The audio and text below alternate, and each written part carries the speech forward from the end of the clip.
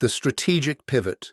In Beijing, the Central Military Commission watched the satellite feeds. The quick thrust had failed to capture the corridor, but it had succeeded in its secondary objective, paralyzing India's logistics.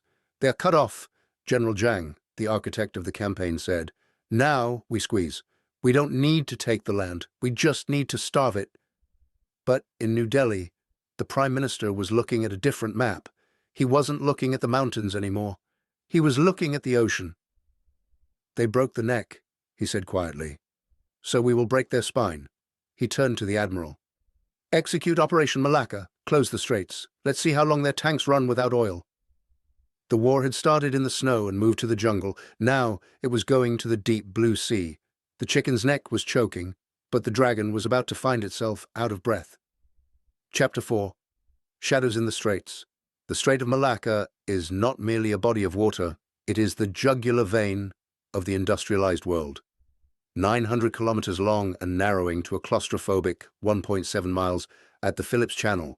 It is the funnel through which 40% of the world's trade and 80% of China's oil must pass. To control Malacca is to hold a knife to the throat of the global economy. It was 0200 hours, and the moon was hidden behind a thick blanket of monsoon clouds over the Andaman Sea. The ocean was a heaving mass of black glass, broken only by the phosphorescent wake of the INS Vikrant, India's first indigenous aircraft carrier, cut through the waves like a floating city of steel, her flight deck slick with salt spray and jet fuel. Commodore Rakesh "Rocky" Sharma stood on the bridge of the Vikrant, the red, tactical lighting painting his face in harsh relief. He watched the radar display, which showed a congested highway of green blips, hundreds of supertankers and container ships moving north toward the South China Sea. "Sir," the operations officer said, his voice tight, "we have the COSCO Shanghai entering the exclusion zone. It's a VLCC, very large crude carrier, carrying 2 million barrels of Iranian crude bound for Ningbo. They are ignoring the hail." Rocky picked up the handset.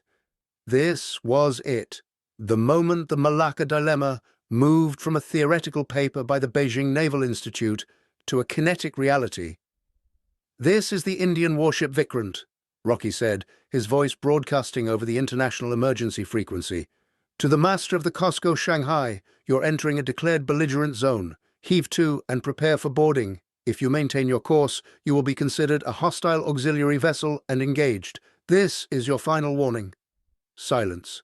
Then a crackle of static. "Indian warship, this is COSCO Shanghai. We're a civilian vessel in international waters. Your blockade is illegal. We are maintaining course and speed." Rocky looked at the weapons officer. "They're testing the resolve. They think we won't fire on a merchant ship." He didn't hesitate. Warning shot. "Put a 76mm shell across her bow. 500 meters clearance." On the escort destroyer INS Visakhapatnam, the main gun swiveled. A flash of light illuminated the dark horizon, followed seconds later by a thunderclap. A geyser of water erupted directly in front of the massive tanker's bow, illuminated by the ship's navigation lights. The COSCO Shanghai began to slow. "She's turning hard to starboard, sir." "She's heaving too." Rocky exhaled, a breath he didn't realize he had been holding. "Signal the fleet. The strait is closed. Nothing goes to China. Not a drop of oil, not a microchip."